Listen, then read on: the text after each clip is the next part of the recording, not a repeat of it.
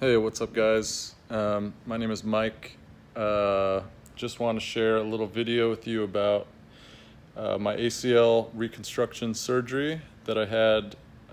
It's had it on Wednesday and now it's Sunday, so it's been 5 days. Originally, I injured my ACL playing basketball about 2 months ago. I was running pretty full speed down the court, going for a steal, and I made a movement to the right, kind of turned to the right, and I just felt my knee just completely go out to the left, my right knee, and I can actually show you here. So this is kind of like what I'm dealing with right now. So for the few days after the surgery, they really want you to keep it elevated, so that's kind of what I'm doing here. But yeah, just to explain what happened, my knee went that direction pretty far, and the pain was just pretty incredible for the first few minutes. I had to get dragged off the court. I couldn't do anything. My brother and his girlfriend was there, and she got me ice. I put ice on it, and that was pretty much the initial reaction. I knew something bad had happened, but I didn't know for sure. So I just kind of iced it the first night. I wasn't able to put really any pressure on my leg the first day, but I got home, iced it. It was pretty miserable the first few days. I really couldn't sleep at all. I was in a lot of pain. I think I was just trying to take some ibuprofen or whatever, but didn't really help too much. The icing helped the most, I think, initially after the injury. And I live in California, so I went to Kaiser, and Kaiser, they did an x-ray on my knee. Everything looked fine. I requested an MRI because I knew it was some sort of ligament thing. I could just figure it wasn't a bone. They didn't want to do the MRI, so I had to kind of figure out the MRI on my own. And I had to go out of state to get an MRI because it was about 90% cheaper than here in California. So I flew out of state, got the MRI, and yeah, they basically read the scan results and showed that I tore my ACL. I had multiple tears in my meniscus, which is like a disc in your knee between the femur and the tibia. It's kind of like a cushion between your two bones. It's made of cartilage, and I had a tear in that. I tore partial tears or bad strain in my MCL and ACL, which is on this side. I think my patella was fine, but yeah, the ACL, the MRI showed that the ACL is completely torn. So I had to pretty much at that point decide, do I want to get a surgery or do I just want to let it heal? And there was a lot of options to fix this problem. The first option is to do nothing, just let it heal and just let time kind of take care of it. But I knew that if I did that, I wouldn't be able to play sports again. So playing sports is a pretty big part of my life, even though I'm not a professional athlete. You know, I'm a normal working man, working tech, but I do enjoy playing basketball after work as often as I can. So I just figure if I want to play sports again, I just need to get the surgery. Even though the surgery does come with all these risks, and you know, it's not always a guarantee success, but it's super common. There's several 100,000 of these surgeries a year in the United States, so it's super common. And it doesn't just happen to older guys like me. Happens to guys, kids in their teens, people in their 20s. I'm in my mid-30s, but yeah, apparently this is a super common injury, not just in basketball, but also soccer, tennis, skiing, and any kind of pivoting sports where you basically have to pivot your knee because The ACL is basically a ligament that goes from the back to the front inside the knee, and that prevents the knee from, or the tibia from coming forward because it's kind of holding it in place. So if you don't have that, you really can't play sports. You can run, you could ride a bike, but and just kind of like, movements that are just completely in front of you, like lateral or whatever you call it, but you can't do any sort of turning or pivoting. So getting the surgery is pretty much the only option if I want to return to sports. So what I did was I just kind of iced it for the first few weeks. I tried to stay off of it, use crutches, but yeah, crutches are not fun to use. It really hurts your underarms because you're kind of holding it like that. And I don't think it was actually a full tear because I tried to go swimming with it, even though I had an injury like that. I went to Hawaii on vacation. And I also went to a conference there, but I went swimming and I think I kind of re-injured my knee, and I might have tore whatever piece of the ACL I might have had left. So yeah, maybe just avoid doing that if you do have a ACL injury. So yeah, what happens is, you're gonna schedule the surgery, you're gonna go in there, they're gonna take all your vitals. Actually, before the surgery, they're gonna start having you bend your knee a lot. They're gonna have you bend your knee like this, so try to stretch it as far as you can this way, but then they're also gonna have you extend it to make sure it can go as straight as your other leg. So apparently they wanted me to do that before they did the surgery, just to, I don't know what the purpose of it is, and they also want you to really work out your quad muscle, because I started getting atrophy very quickly after I injured myself. The muscle just kind of disappears because you're not using it. You're not able to use it. So all the muscles in your leg, especially the quad, just kind of start shrinking.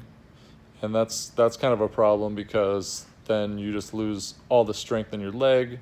And I did notice after a couple months of a lot of walking and doing the exercises, and I can kind of show you the exercises, but basically, assuming this is my bad leg, I'd have to lift it up like this, straight up and down, I think 5 times a day, and I'd have to do 20 reps 5 times each exercise session.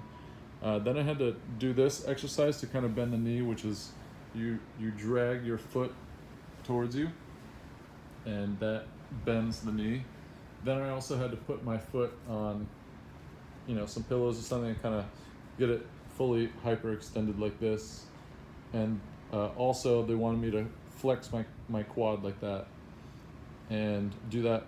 There was a bunch of, I had to do it 5 times a day times 20 or 30 reps. And that's all to just kind of get your range of motion back, which is like very important. I'll let you know right now, if you did just injure your ACL, getting range of motion back, well, controlling the swelling, icing, and then you want to start getting your range of motion back, and you want to start strengthening the muscle. So you can go spend a bunch of money at a physical therapist, but that's basically what you're going to have to do. So you might as well just take it from me, because I've spent all the money on doing all that stuff. So it's pretty much as simple as that.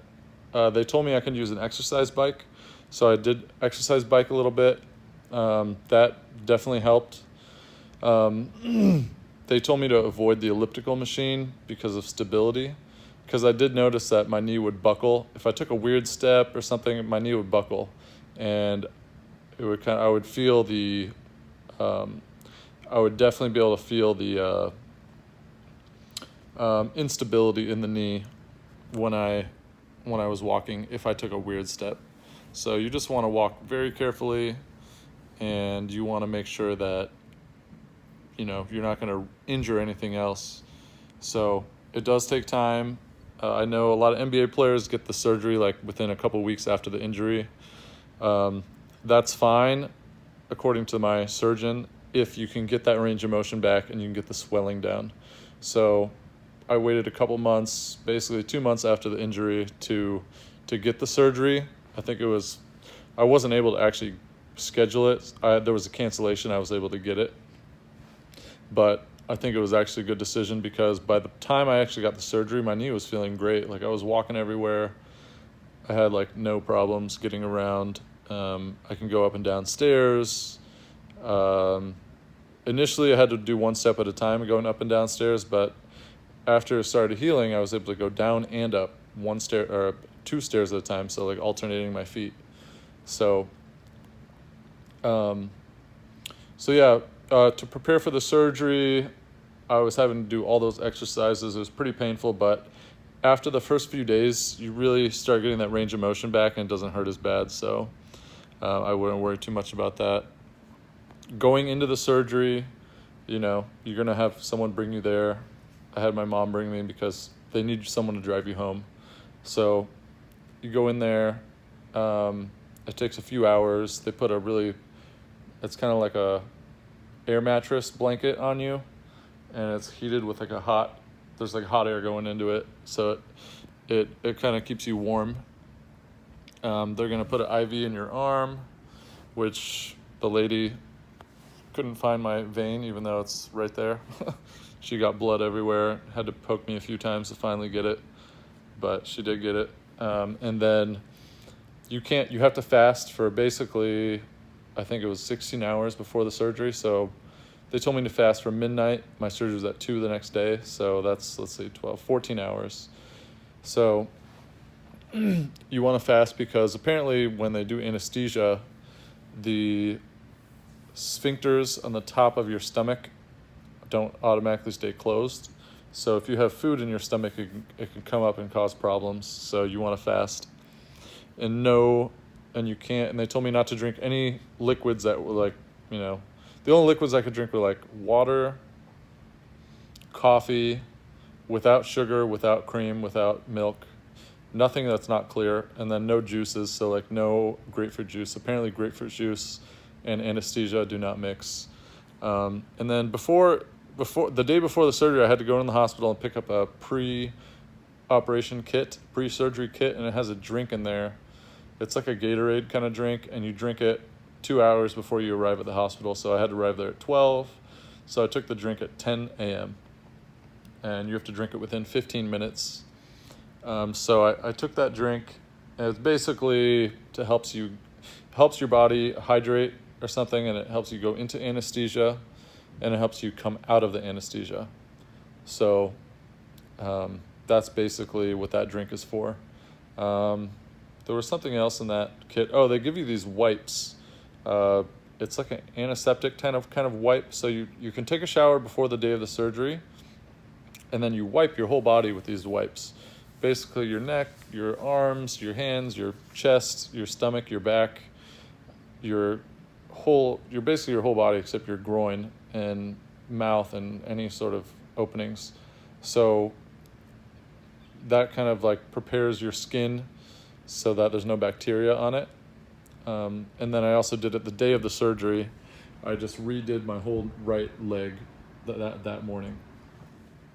Then you're going to go into the surgery, and you're going to go to the hospital. They're going to do it all again. They're going to shave your knee. Do not shave it yourself because you cannot have any sort of nicks or cuts because that's bad for you. And then, they're going to wheel you in. And I chose to be awake going into the operating room. Most people apparently want to be asleep because it's quite scary. You go in there and you see like all these surgeons and all these nurses, all this equipment. It looks very scientific and it's kind of scary. You see all these tools they're going to be using on you, but they put a mask on your face and they just tell you to take a couple of breaths and you're just like out like a light. Like I literally just knocked out immediately. I had no idea it was going to knock me out. I thought I was going to be able to talk to them a bit and kind of talk about what they're going to do, but next thing I know, I'm waking up in the recovery room and the nurse is checking my vitals and they have a little cup of water there for me, and that was it. After the surgery, I wasn't really in that much pain. I mean, it was a lot of pain, but not like extreme. But make sure after your surgery, you're going to want to ask for one of these. This is I don't know the name of this thing, but basically it's an ice machine, and you put ice and water in it, and it rotates the ice through this tube, and it goes onto a pad which you wrap onto your knee. And for the first 3 days after surgery, they want you to keep your knee elevated, and they want you to keep it cold using this pad. And this is much better than icing it with a bag of ice, because a bag of ice gets too cold and you got to keep removing it. This one, it's a mixture of ice and water, so it's just a stable. You can feel it's quite cold, but it's not like ice cold. But it numbs the pain a lot, and it helps reduce the swelling. So this is a critical device I would highly recommend after your surgery, if you do get ACL surgery.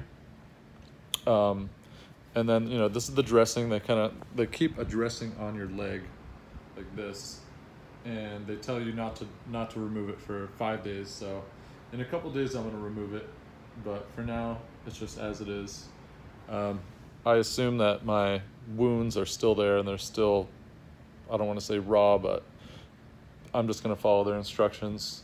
But they do give you a bunch of pills after the surgery. This one is Percocet, which is an opioid, oxycodone, acetaminophen, and that's 325 milligrams. They tell you to take 1 to 2 tabs every 4 to 6 hours for pain, and you're not supposed to exceed 8 tablets every 24 hours. But I've only had maybe 3 or 4 of those, and it's been 5 days since the surgery. They're very strong. They start kicking in about half hour after you take it. It really starts kicking in, and you feel great. But it's a very strong medicine, and it causes problems like constipation and stuff. So I'm really trying to avoid taking it if I can. The ice is really your best friend after the surgery. Keeping it elevated, because I do notice if I start walking around and I use my crutches to walk around, even without putting any pressure on the leg. For 3 weeks, I can't walk on it, they said, but you'll see your toes start getting really poofy, and they'll get purple, and you'll just start feeling really swollen. So that's why you want to use the ice a lot after the surgery and keeping it elevated. It's kind of tough to sleep for sure after the surgery because it's quite uncomfortable. So that's when I did start taking a couple of these, but it is it's not fun trying to sleep. And then another problem is you're basically lying down for several days, which is the worst part, actually worse than the knee pain. It's you're stuck lying down, you can't move around, you can't go anywhere, and your back starts hurting. So I'm trying to move every hour or two just so that my back doesn't kill me. But other meds I've been trying to take is ibuprofen. I take 800 milligrams, and I keep tabs of every single time an amount of meds that I take. And I kind of use that only if I start feeling a lot of pain. I'll take that first. If that doesn't really work, then I'll try the stronger stuff, but I haven't really had to. Each day after the surgery, for the first, I believe it's for 2 weeks, I had to take 1 aspirin, 325 milligrams of aspirin, which is 1 pill, every day, and that's to prevent blood clots in my leg. They also want me to do these exercises where you're basically, every minute you're moving your foot. You're pushing your foot down all the way up and then to the side, both sides like that. And that's to kind of prevent blood clots. And then they told me to start doing exercises immediately after the surgery. So the exercises they're having me do, which is 4 times a day, the first one is they want me to try to bend my leg and go as far as I can and then go back straight. bend as far as you can. They want me to get to 90 degrees within 2 weeks, which I think will be pretty easy. There's a lot of stuff on my knee right now. I got the original stuff from the surgery. I got the ice pack. I got the wrap to hold the ice pack onto my knee, and that's really preventing me from going down much farther. But I probably could if I wanted to. So they want you to keep your knee bent. Then they want you to straighten your knee. So they want you to put it like this and get it as straight as your other knee. So you can see that my right knee is much higher than my left knee, but if I let gravity kind of pull it down over time, it'll start getting straight. And then the hardest one that they have me do is quad flex. So see how on my left leg I can flex my quad? They want me to flex this quad, but I can tell when I flex it, it's kind of messing with the knee and it kind of hurts. So I'm kind of like not able to do that too much yet. But it is important to regain the strength in your knee after the surgery. So you really want to try to make sure you're doing all the exercises that they tell you to do. It is painful at first, but honestly, after the first couple of days of doing it, it starts getting better. But yeah, I mean, I can just tell this is a major surgery. This is not a joke. Like, I probably could have been fine without the surgery, but I don't know. I feel like it might be worth having this pain and suffering for a few months to be able to play sports again. So I just went ahead and did it. I'm pretty glad I did. Everyone told me I made the right decision, but I mean, it's a lot to go through. I mean, all this lying around and you're kind of relying on other people to help you out after the surgery, and it makes you feel kind of depressed. So you have to kind of talk to your friends and family and make sure you have people around you, keep your spirits up, because yeah, it sucks lying around like this and not being able to do anything. I'm a pretty active guy. I'm always going around doing stuff. I don't like lying around at home too much. So yeah, this is what I'm dealing with for a while. For the knee extension exercise, I would recommend something like this. It's kind of just, something that you could put your heel on, and then you can just kind of rest your heel on it, and then that will you could just chill here and watch TV and just rest like this, and that will get your knee extended. So another thing I've been doing is, this is another exercise I forgot to tell you guys. You want to lift your leg like this. I think they want you to do that 20 times, 5 times a day. So that kind of starts working out the quad and just gets your leg moving. I can tell though, just doing that, tightening my knee is quite painful.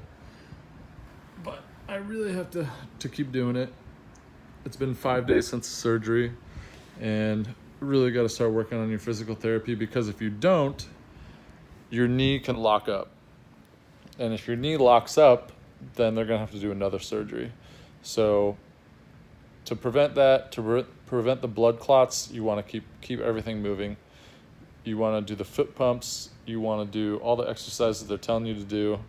And you want to keep it elevated to prevent the swelling.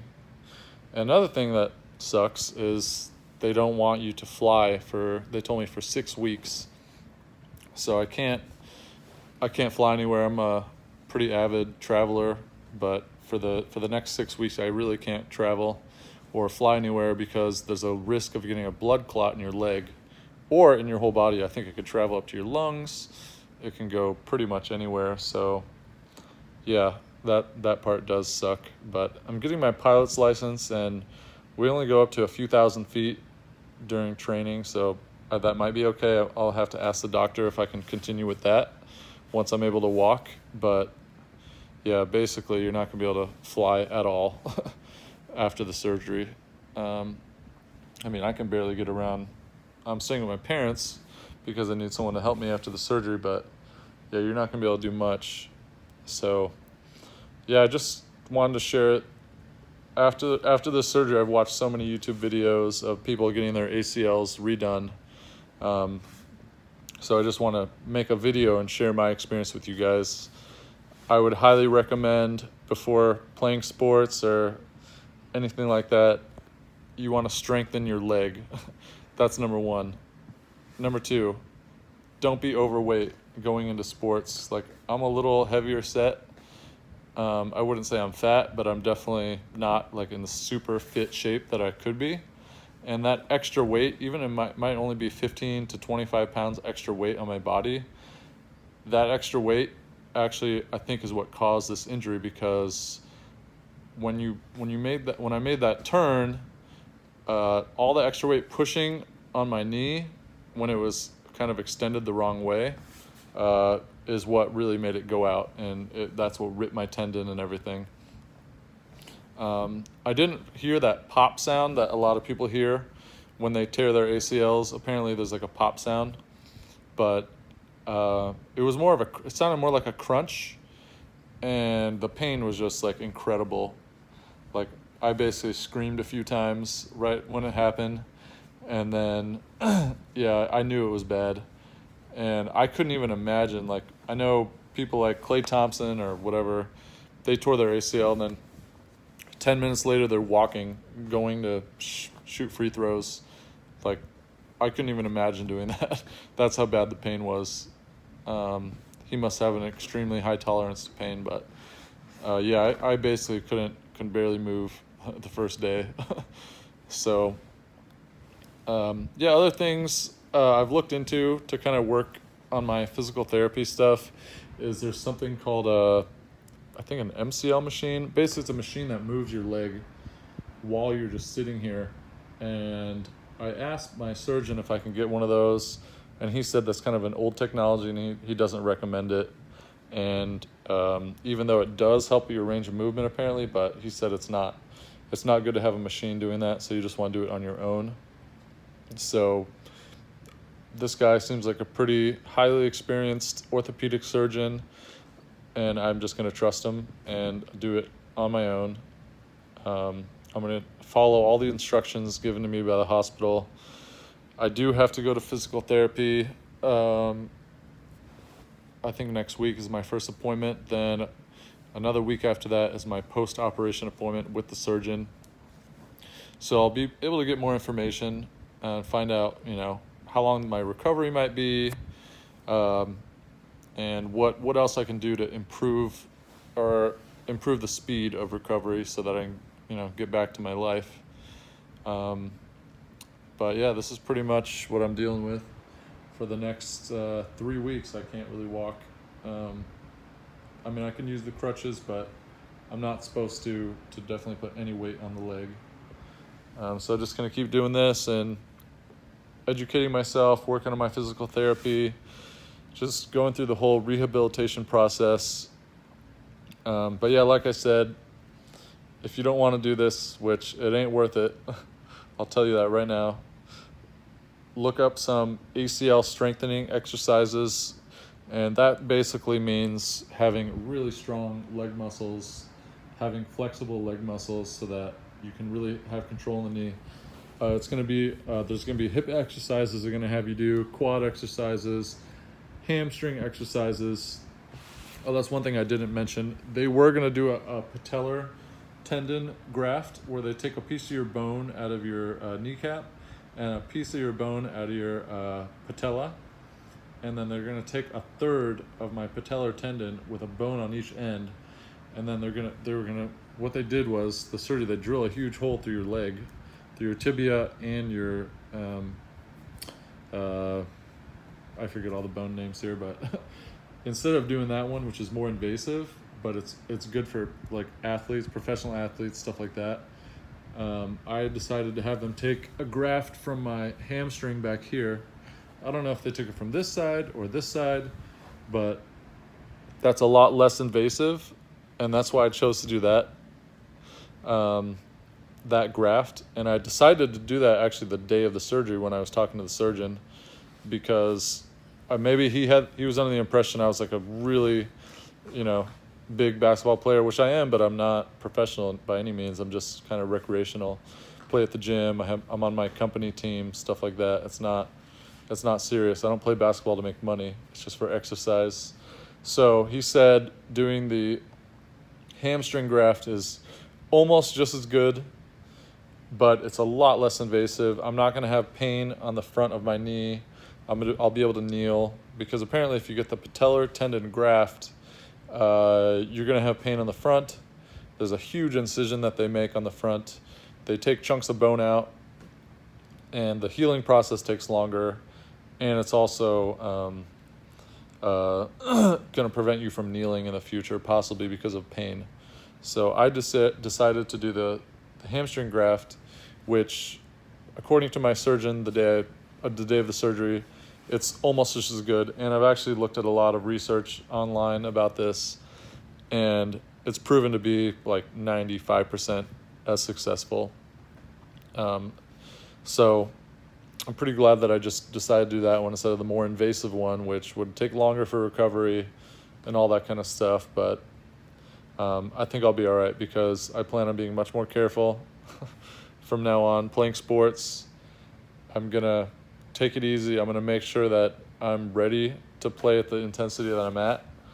And if I do play basketball again, it's going to be more like chill. I'm not going to go as hard. I'm not going to go as aggressive. I'm going to focus more on shooting, passing kind of stuff, not really running full court games and being super aggressive. So that was my downfall. And I played soccer my whole life. I mean, I played from the age of 6 to 25, and I never had an injury like this, even though apparently this is a very common injury in soccer. But growing up, I was really in good shape, much thinner, but then once you hit 30s, well, after college, basically, I wasn't playing sports so much anymore, so you start packing on some weight.